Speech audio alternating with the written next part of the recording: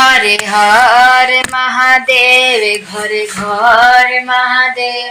हम अपना आदि देव महादेव के चरणों में प्रणाम करता नहीं, माता पिता के चरणों में प्रणाम करता नहीं, मैया भवानी के चरणों में प्रणाम करता नहीं, समस्त देवी देवताओं के चरणों में प्रणाम करता नहीं, 3 सूत्र बताने वाले हरिंदर भैया नीरम दीदी के चरणों में प्रणाम करता नहीं, समस्त देवी देवता के चरणों में प्रणाम करता नहीं, जितना हमारे यूट्यूब चैनल पे भाई बहन बने सभी के चरणों में प्रणाम। मेरा प्रणाम अपना चरण साकार करे हे शिव गुरु माता पिता।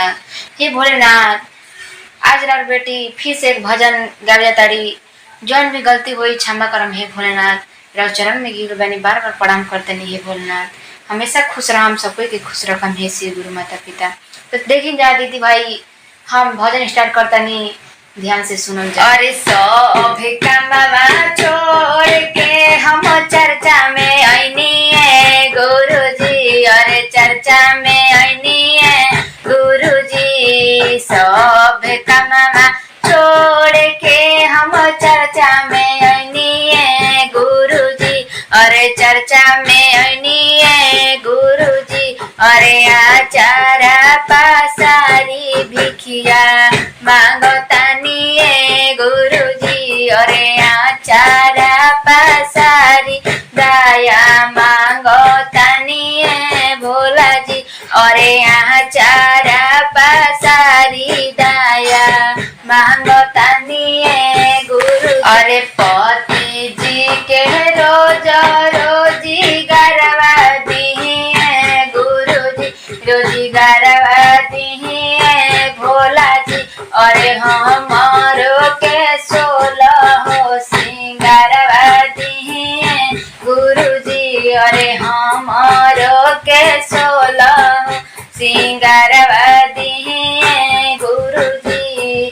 बेटा जी के रोज रोजी गरवा दी है भोला जी, रोजी गरवा दी है भोला जी। अरे बहू के 16 सिंगारवा दी है गुरुजी, पतोहियो के 16 सिंगारवा दी है भोला जी। कामावा तो छोड़ के शिव चर्चायनी है भोला जी, शिव चर्चायनी है भोला जी। अरे आचारा पासारी भिखिया मांगतानी है गुरुजी, अरे आचारा पासारी भिखिया मांगतानी है गुरुजी। भैया के तू रोजी गरवा दिया है भोला जी, अरे भैया के तू नौकरिया दिया है भोला जी। अरे भौजी के 16 सिंगारवा दिया है गुरुजी, अरे भौजी के 16 सिंगारवा दिया है गुरुजी। जीजा जी के काम में औरी कजवा दिया है गुरुजी, जीजा जी के काम में आनो करिया दिया है गुरुजी।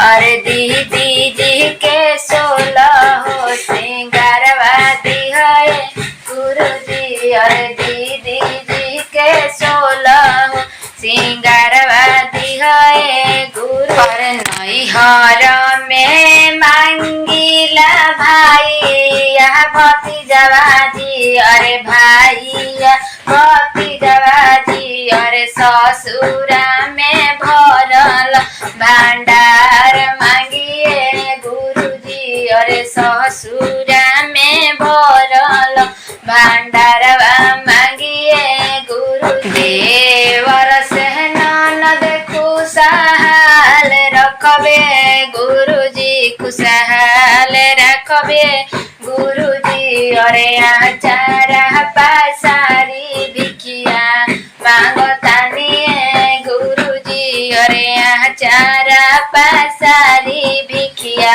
मांगतानी है गुरुजी।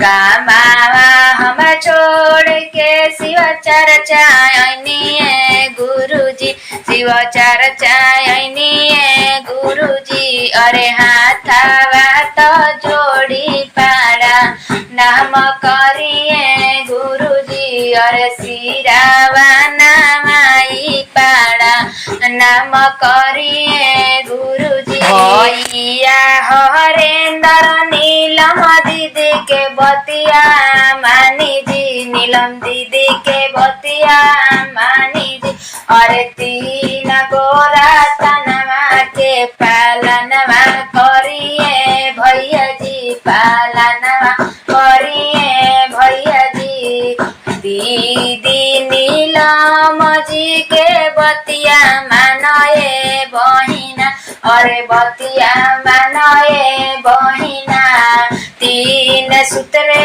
के तुहु पालनवा करे शिष्य अरे तीन सूत्र के तुहु पालनवा करे बहिना अरे चारा चामे गईनी सब बतिया बतावनी गुरुजी अरे चारा चामे गईनी तीनों बतिया बतावनी गुरुजी सब कोई राउर शिव चर्चा में आइले भोला जी अरे सब कोई रौरा के गुरु बनवल से भोला जी मामा तो छोड़ के शिव चर्चा में आनी गुरुजी शिव चर्चा में आनी गुरुजी अरे आचार पासारी भिखिया मांगतानी भोला